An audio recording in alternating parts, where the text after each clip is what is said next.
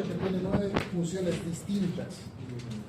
La primera clase del aparato renal precisamente hemos estudiado la primera función de la secreción, el fenómeno de la absorción renal. Vamos a estudiar el siguiente fenómeno que se produce acá. Muy bien. El aparato tubular está compuesto por el espacio de Bowman, el túbulo contorneado proximal, el asa de Henle, el túbulo contorneado distal,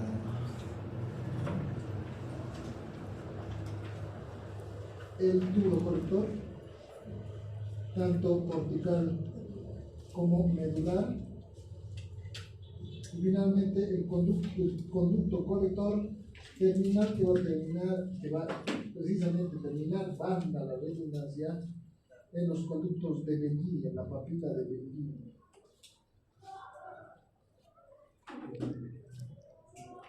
¿Bien? Entonces el aparato tubular está formado por 1. Espacio de Bowman. ¿Qué pasó? No está conectado.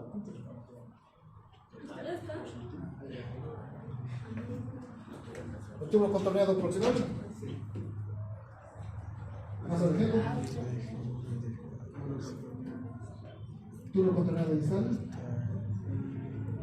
y túbulo colector.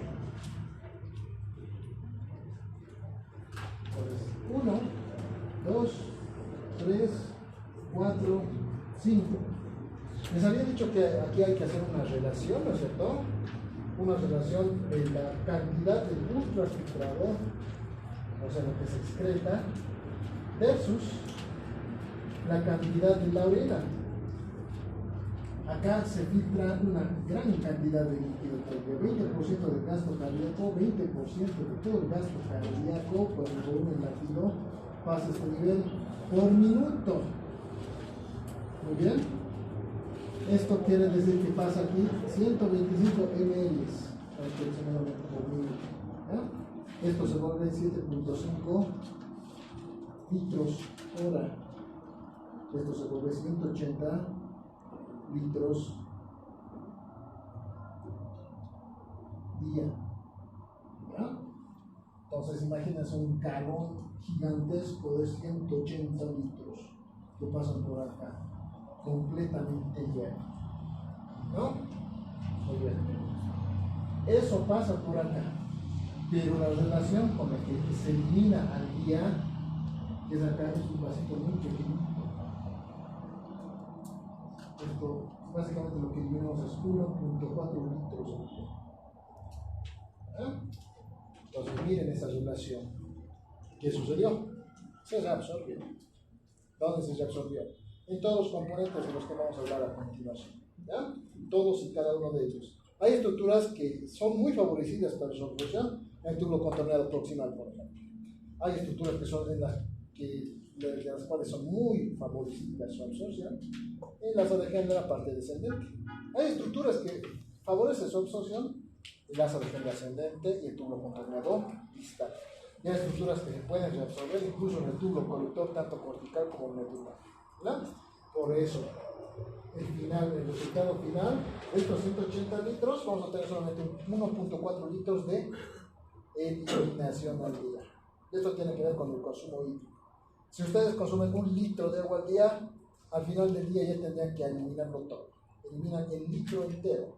No pueden quedar ni 10 ni 100 ml dentro de su organismo, porque ¿qué va a producir? Retención de líquidos, le llaman, ¿no? De manera coloquial. Nosotros sabemos que se denomina edema. Va a producir edema en algún compartimiento tisular. ¿Ven? Excelente. Entonces veremos cómo es este proceso. Entonces, para hacerlo más facilito, vamos a dividir a esta estructura en 2 partes. Muy bien. Tenemos una parte distal, descendente, todo esto es descendente.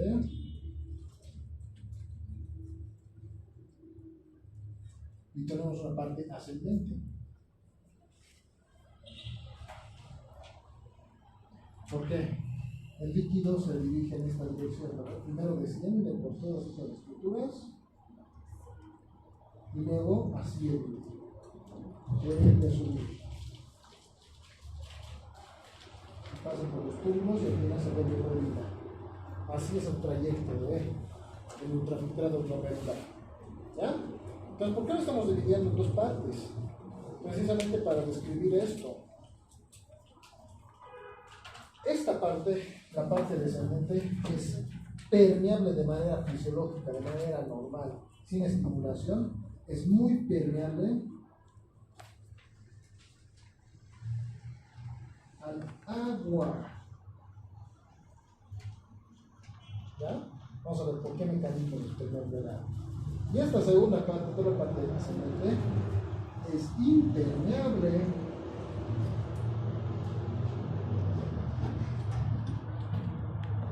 al agua.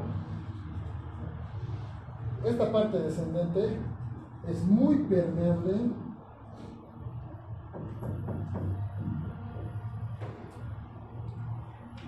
a los electrolitos.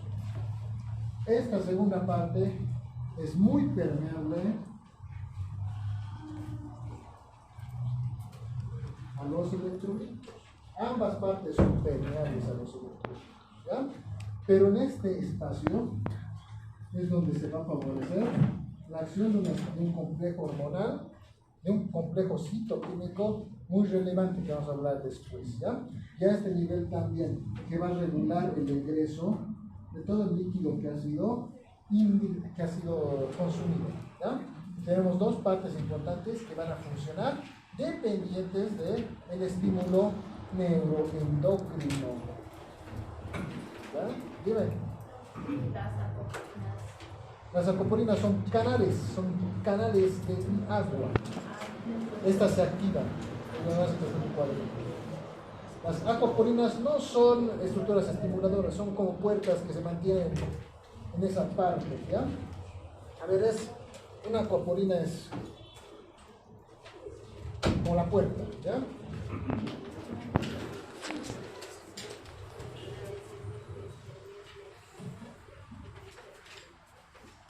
Agua. Porinas, proteínas de poro. Son proteínas de poro para el agua.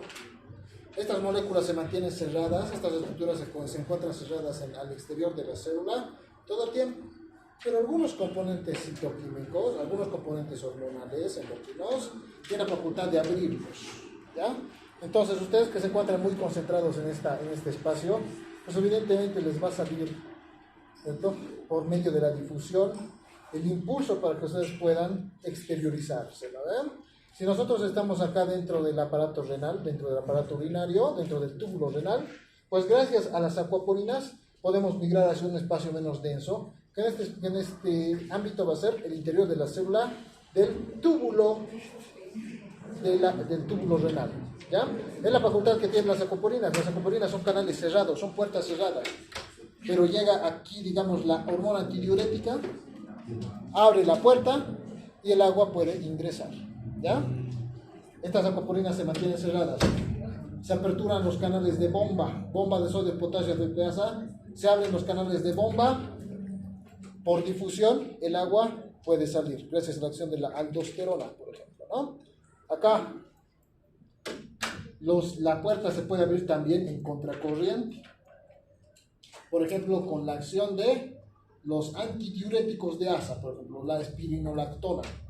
Apertura del canal para que agua pueda ingresar hacia ese espacio, ¿no es cierto? Y por lo tanto se pueda producir una orina con mayor volumen, ¿no? Pueden abrirse en ambas direcciones estos canales. ¿Bien? Las acuaporinas no son moléculas de transmisión, son moléculas que se encuentran ahí, son estructurales, que tienen la facultad de permitir el paso de las moléculas de agua en este caso, ¿no? Son exclusivas para el agua, no puede pasar ninguna estructura adicional. Son de sus solutos intramoleculares, como el sodio, nada más. Muy bien. ¿Entendí esta primera parte, no ven? Esta pequeña introducción. Sí. Entonces, ahora, a partir de ahora, vamos a revisar qué es lo que pasa acá. ¿Qué es lo que pasa acá? ¿Qué es lo que pasa acá? ¿Qué pasa acá? ¿Y qué pasa acá? Para que esta cantidad de líquido tan grande se vuelva una cantidad de líquido muy pequeñita. ¿Ya? Muy bien. Entonces, comencemos. Voy a borrar esto. Todavía no. Poquito.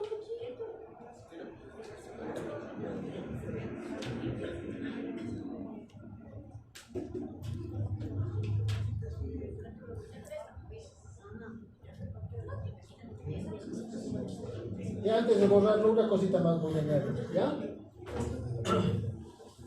El soluto, la concentración del túbulo renal, del ultrafiltrado que se encuentra acá, del ultrafiltrado glomerular, es igual al plasma sanguíneo. Muy similar. Estamos hablando de una cantidad de unos 300 a 350 miliosmoles. Que ya sabemos, ¿no es cierto? 300 es el gradiente equilibrado de la presión, ¿verdad? Y es la concentración normal de solutos a este nivel. ¿Ya? Muy bien. Acá, cuando ha llegado hasta esta zona, evidentemente se reabsorbe gran cantidad de agua, queda un vasito más pequeñito, lleno de agua, ¿verdad? Pero bien concentrado, muy concentrado, lleno de pan. ¿Ya? Acá digamos que llega unos 2 litros, ¿ya? Pero es irregular. Llega unos 2 litros, unos 4 litros de soluto. ¿Ya? Acá, sin embargo, este gradiente osmolar, ya van a ver, es enorme, son 1350 miliosmoles aproximadamente. Es una estructura menor en volumen, pero muy concentrada. ¿Ya? Al final, cuando vuelve a subir, acá en este espacio, vamos a tener aún menos cantidad de agua. Vamos a ver unos 2 litros. Unos 2 litritos. Y aquí la cantidad de agua y el soluto, esta concentración, se va a equiparar nuevamente a este. Vamos a tener unos 300 miliosmoles. ¿Ya? Y se puede terminar de reabsorber en la parte distal. Y acá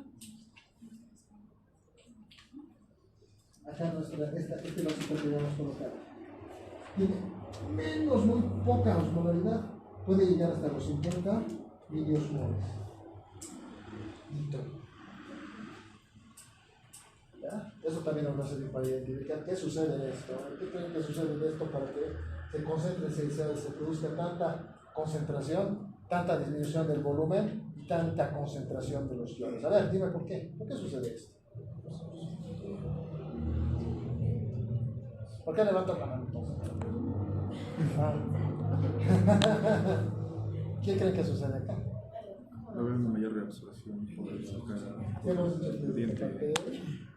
es muy permeable al agua, entonces absorbe agua con mucha facilidad. Por eso disminuye el volumen y también es permeable en cierta medida a los electrolitos. Entonces, muy permeable al agua. Una gran cantidad de volumen pasa a este nivel. ¿Ya? ¿Y qué sucede acá? ¿Por qué se desconcentra tanto? Porque esta zona es impermeable al agua, pero permeable a los electrolitos. ¿Verdad? Muchos electrolitos se absorben en la parte distal. ¿Ya? La osmolaridad del sodio y que le estuviera leyendo al agua. El agua siempre va a ser movida por el sodio. Es un principal agente osmolar. Donde hay mucho sodio, habitualmente hay mucha agua, porque lo utiliza nuestro organismo para mantener el balance hídrico. ¿Ya? Las estructuras muy concentradas de sodio no se puede llegar a tener porque por la difusión celular, se va a establecer siempre el gradiente de concentración de manera colateral. ¿No? Las células no pueden mantener un gradiente externo superior. Actualmente cuando las células, como hemos visto en la práctica de sangre, ¿no ven? Le hemos colocado solución hipertónica. ¿Qué ha pasado con las células? Han reventado y todo se ha ido a hacer líquido hiperosmolar. ¿No? Lo mismo pasa con cualquier célula. ¿Ya? No hay células que puedan mantener. Ahora sí lo puedo hablar, ¿no? ¿Sí? ¿Qué es el filtrado glomerular? ¿Qué? Ultrafiltrado glomerular. El ultrafiltrado glomerular es lo que se filtra del plasma sanguíneo. ¿Mira? Acá, en el glomérulo, el líquido, a nivel arterial, ¿cómo se va a llamar? A nivel vascular. El líquido que transportan los vasos, pues. Sangre, ¿eh? Aquí se encuentra la sangre. Y aquí está el glomérulo renal, aquí está el glomérulo renal. Con la arteria glomerular deferente y la aferente. Aquí tenemos plasma sanguíneo entonces, ¿no? Hemos dicho que la barrera de filtración se encarga de filtrar. Componentes muy grandes no pueden pasar. Entonces eritrocitos no pasan, pues. Glóbulos rojos no pasan, glóbulos blancos no pasan, plaquetas no pasan, son muy grandes. Entonces, cambia de nombre. Es el plasma que se encontraba en la sangre, una vez que ha sido filtrado, con ciertos componentes que se ha dejado pasar, por ejemplo, la creatinina, la urea, el sodio, el potasio, el agua. Ahí se llama filtrador glomerular. ¿Por qué? Es el producto de lo que se ha filtrado en el glomérulo. Eso es el ultrafiltrado glomerular. Ultrafiltrado glomerular en todo el aparato tubular. ¿Ya?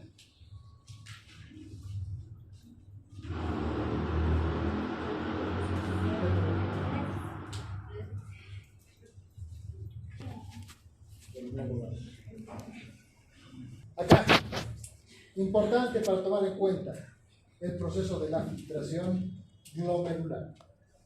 A ver, un segundo. Ya.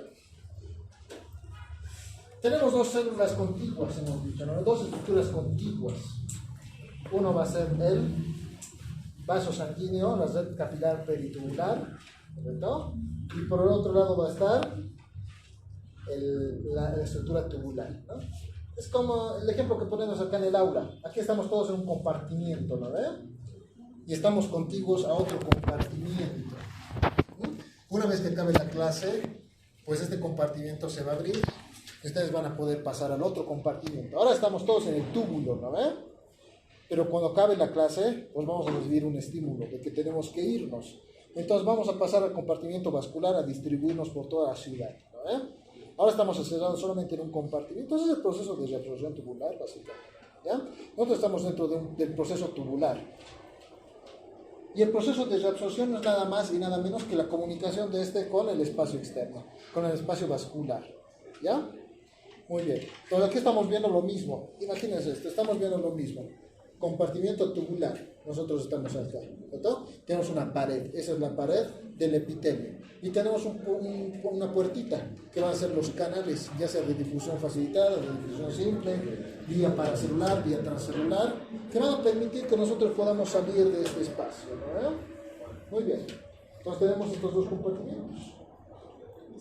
Este compartimiento es el que hemos estudiado, que vamos a estudiar. Acá, en esta zona, es donde se encuentra el ultrafiltrado glomerular, que tiene que atravesar todas estas estructuras para llegar ¿dónde? Hacia el torrente vascular nuevamente, porque si no, ¿dónde se va a movilizar? ¿No es cierto?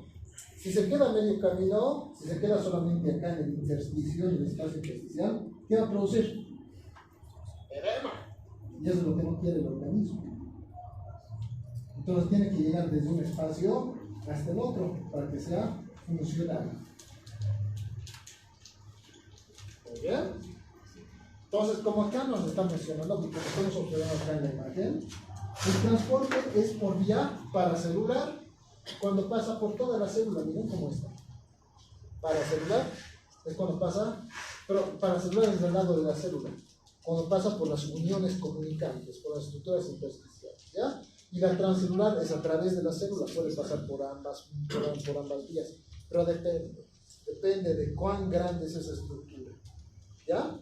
Hay estructuras que no se encuentran que no tienen un transporte tan fácil como es el caso de nosotros, ¿verdad? Si nosotros podemos pasar por acá, es porque la hendidura es grande y nos permite comunicarnos rápidamente y llegar hacia el otro espacio, ¿no? Pero si ustedes quieren llevarse en la espalda, digamos, una mesa, pues esto no va a ser suficiente. Vamos a tener que utilizar otro mecanismo de reingreso para poder ingresar a estas estructuras. Por ejemplo, la glucosa no puede pasar solita, hemos dicho, ¿verdad? La glucosa tiene que pasar a través de coadyuvantes, las vías de cotransporte y contratransporte, ¿ya? Entonces estas son estructuras con ATP, que necesitan de energía para ampliar la puerta y que la glucosa pueda pasar. ¿Ya? Los iones también, mediante concentración, pueden pasar. Pero aquí funciona un fenómeno muy lindo, muy interesante, que es un mecanismo, más podría decir, un mecanismo bipolar, ¿ya? Un mecanismo que está funcionando todo el tiempo y que va a efectivizarse solamente con el proceso de filtración glomerular. ¿Ya? Acá tenemos dos partes en la célula, ¿no? ¿Verdad? Tenemos una parte externa que se encuentra en el lumen, con relación con el ultrapicado glomerular, y una parte interna que se va a encontrar ¿dónde? En el intersticio.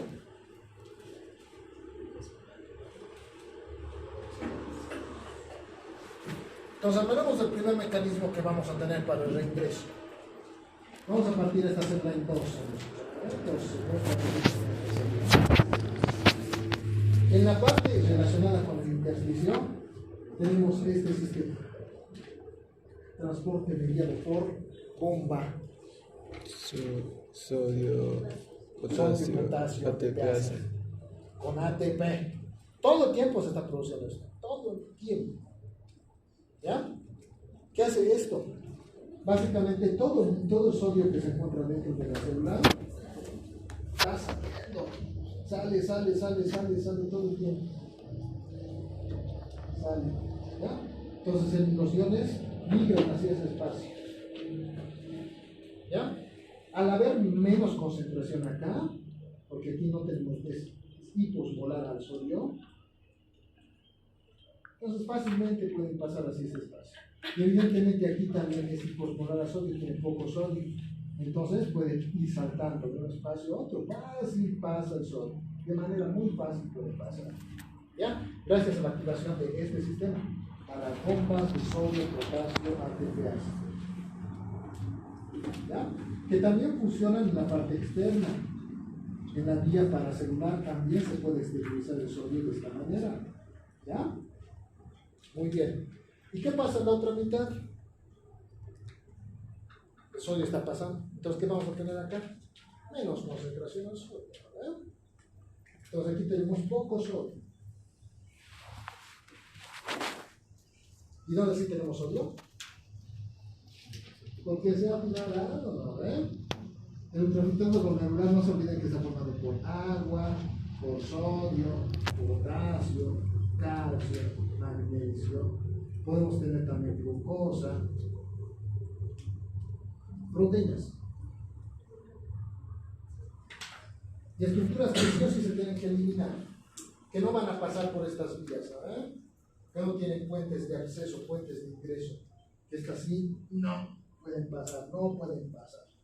Como por ejemplo las toxinas, detritos medicamentosos. Tenemos también la urea, sales biliares,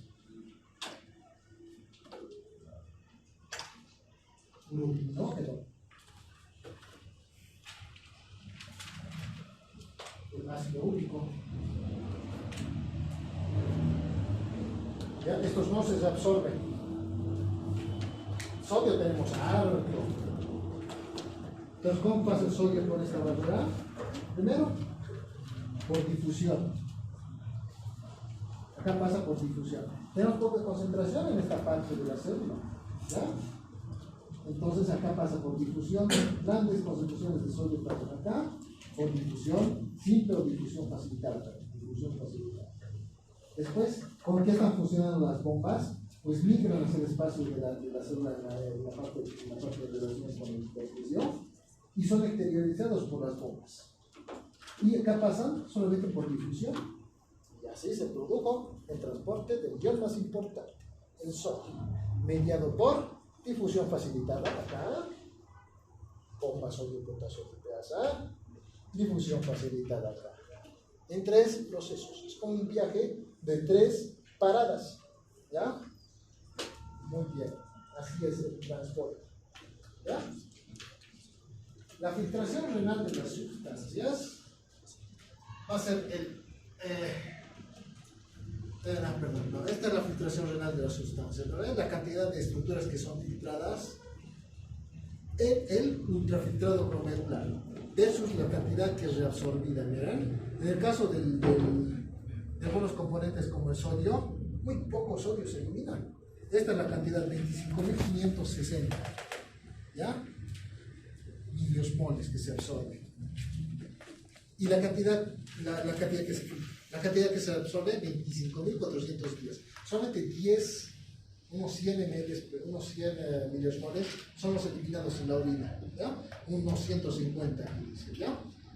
De los cuales la carga filtrada reabsorbida va a ser 99.4. El 99.4 del sodio que eliminamos, que estamos sacando por el proceso de filtración, es reabsorbido por este mecanismo. El 99.4. El 0.6% se elimina.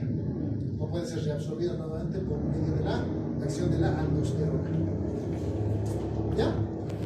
Muy bien. Excelente.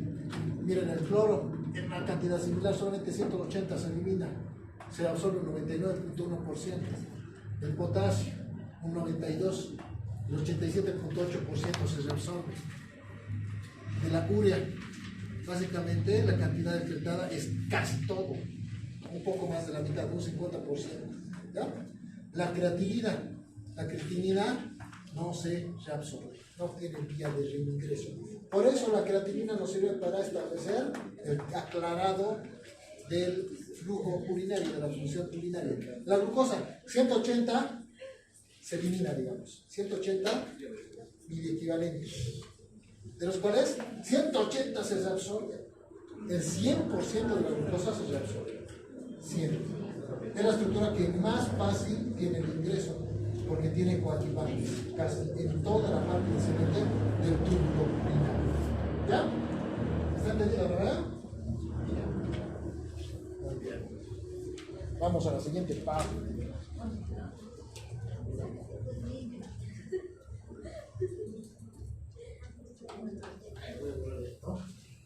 Vamos explicando.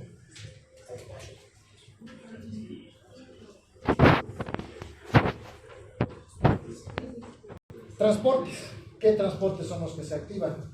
En el transporte activo vamos a tener la utilización del transporte activo primario, del transporte activo secundario. El transporte activo primario es el que utiliza una molécula de ATP, sí así, de manera obligatoria. Y el transporte activo secundario es el que de manera indirecta se produce el ingreso o el movimiento molecular. El transporte activo primario, pues son las bombas de sodio, potasio, ATPase. ¿Por qué? Lo utilizan para ingresar, para sacar el sodio, para extraer el sodio de la célula. Mientras que en el transporte activo secundario se utilizan cotransportadores. No son cotransportadores para la glucosa, no existe tal, ¿no? Pero de manera